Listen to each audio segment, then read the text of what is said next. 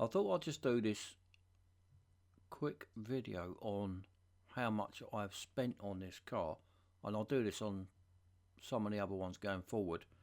Depends on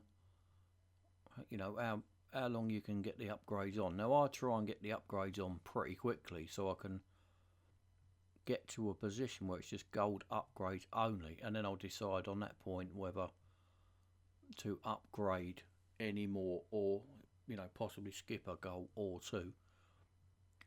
So this Lotus Type 125. Now I've just done a quick spreadsheet, and it looks quite clear to me, but for you who haven't seen it, it might look really messy and you haven't got a clue what's going on. So I was going to give you a quick overview of it. Obviously these are the costs for each tier: engine, drivetrain, body, suspension, exhaust, brakes and tyres on wheels. The next column there is just a total of racing dollars and gold for each tier. They then get added up into total spent from where I am now, so that I've got to 21 of 28 upgrades. I'm hoping that's where I'm going to be able to stop. So obviously in blue is racing dollars, in yellow or gold, that's obviously gold costs, what I've spent so far. So I've spent so far just over 3 million racing dollars and 417 gold to get me to 21 of 28 upgrades, and my current PR is 113.6. As you can see there, between those two figures I still need 955 gold if I wanted to fully upgrade the car, and obviously the ones I've not upgraded are all highlighted there in red to try and make it a bit clearer. Now from scratch, if you wanted to upgrade the car, it does cost 3 million racing dollars, give or take a little bit over, and 1372 gold. So it's a really high investment car.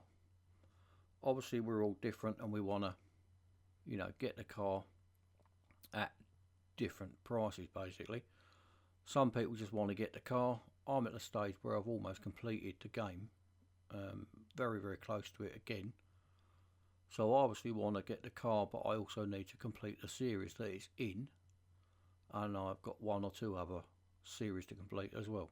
You might not be in that situation. You might be still going through the career and all you want to do is get the car. So I'm not going to I'm obviously going to have to spend more gold on this to complete the series it's in. I'm hoping not to have to spend all of it, but most of it I probably will have to do that. So I'm going to try and do it with this amount of upgrades and cost, because that's the sort of cost that most people would be able to buy or by crook afford. So this is what these ones are for. It's for the people going through the career. Obviously if you've hacked the game and you've got that typical old 1464 billion gold and stuff, I dare say you're not really probably going to try to get the car. If it gets a bit sticky, you'll probably just skip it and move on.